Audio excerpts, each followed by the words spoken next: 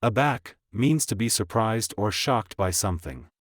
When you're taken aback, it means you didn't expect something to happen, and it surprises you.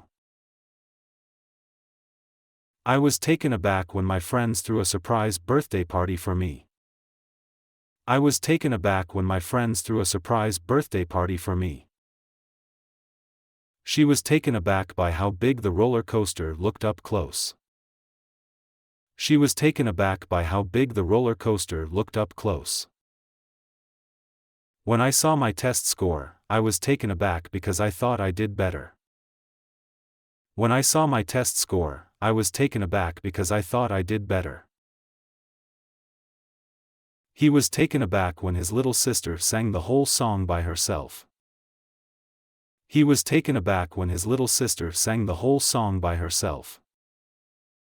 The teacher was taken aback when the entire class did so well on the test.